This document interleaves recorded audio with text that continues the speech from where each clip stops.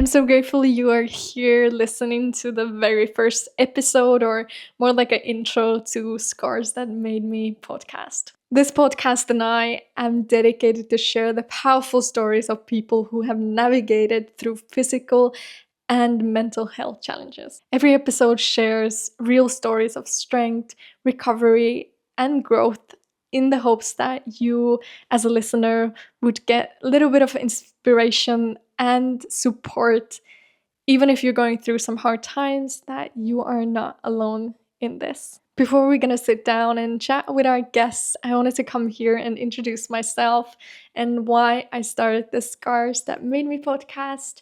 I started sharing my story on YouTube in 2020 when I had my third heart surgery. Back then, I felt like I was the only person going through something like this.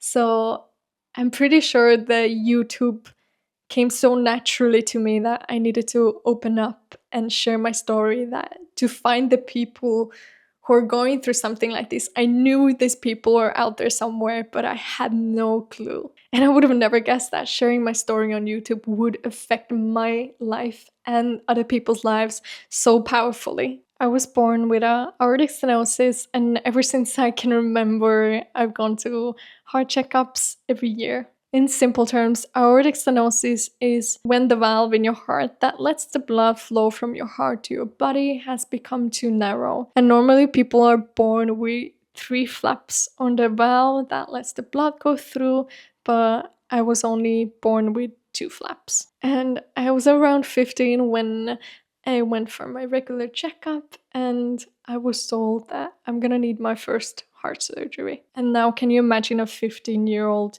teenager having to comprehend something she has never heard of, yet alone having anybody else around going through something similar?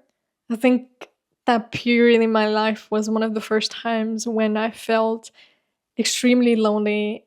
I had nobody else going through the same things that I was going through, so I felt like an outcast. I tried to be normal, I tried to be like everybody else, but truly inside, I felt that I had no one to relate to. And in all honesty, I don't remember much about my first surgery or that period of my life, because I have erased a lot of my memories in the hopes of being normal. After some years went past when I was trying to fit in, find my people, I was studying hard, doing my best. I went to high school, and on the first year, similar, I was going to my regular checkup, and I was told I needed another heart surgery. Now, that was the time when my life absolutely fell apart. I was just starting high school, and just like 2 months in, I was told I need to go in for surgery like a week later. I think on that same day, I remember sitting in the car with my mom, and I told her that I'm not gonna go to school anymore.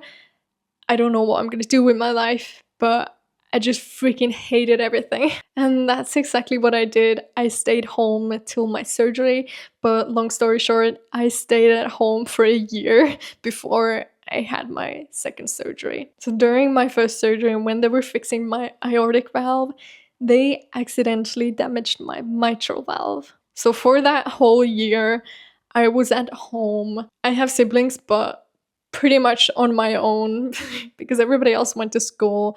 I was at home making videos. And fast forward, I had my second heart surgery when I was 17 years old, and everything went amazingly. I got both my mitral valve and aortic valve fixed. I think after that surgery, I turned into a quiet rebel because I was free and wanted to live to the fullest, but was absolutely clueless what I was doing with my life and kind of lost the sight of what I was doing. And then comes 2022 when I started feeling difficulties going up the stairs, and I emailed my surgeon saying that I'm having hard times going up the stairs and I don't know if it's normal. Immediately he took me for a checkup, and he told me the news that my mitral valve will need to be replaced. During that period of time, I was also in a quite rough relationship, but I had my mom who was the best support for me. And I remember it so well. I was going for my surgery, and inside me, I had just this incredible peace that even if I pass away today, I have done so many beautiful things, and I was just so grateful for all of it. And it's wild to think, but I think it took me those 3 surgeries to realize who I am and the journey I'm on. From there on, I started sharing my journey on YouTube, and people were amazing support. I found people around the world who are going through similar things that I was, and they were supporting me. And I think because I started sharing my story, it took a massive heaviness off my chest. I started feeling that I do have people who can relate to me, and I do have people who are going through similar things. And I felt like there's nothing wrong with me. And since then, I have been feeling that I need to share my story. Even if my surgery happened a few years back, I still need to find those people who are in the same situation that I was when I felt totally alone. After I got my mitral valve replaced, things were going good for like a good year. And then I got endocarditis, which is a heart infection. Thankfully, we found it out quite quickly. So I started getting extreme fevers. I was getting, for example, one day I had a fever, the next day it would be gone, and then again, so on and off, getting fevers, high fevers, extreme shivers, and then next day I would be fine. And I went to the hospital and yeah, had a endocarditis on top of everything else, which meant I needed to be in the hospital for 6 weeks. And I think that again gave me an amazing opportunity to look inwards on myself and what I can do to heal myself, physically and mentally. Those 6 weeks were extremely hard on me, but I think it was the time for me to only focus on myself and learn how to fuel my body with good food and how to fuel my body with good thoughts to get better, that I want to get better.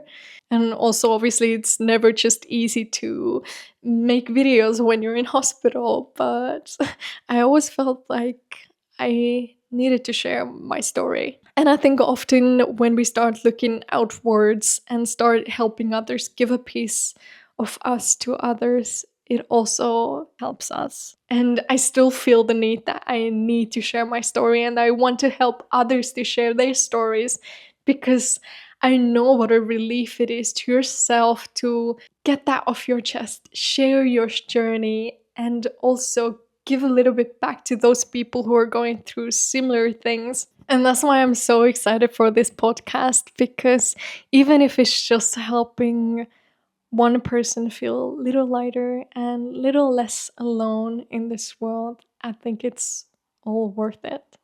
And I'm sure by now you have a lot of questions. So if there's questions about me, about this podcast, or you just want to suggest some people who could be on this podcast, leave all of those in the comments, and I'm going to do a little Q&A video for you and try to reply to as many questions as I can. And I hope you're also looking forward to the next episode, where we're gonna sit down with a guest who reached out to me and bravely shared her story to me on social media, and now has become a dear friend of mine. So see you on the next one.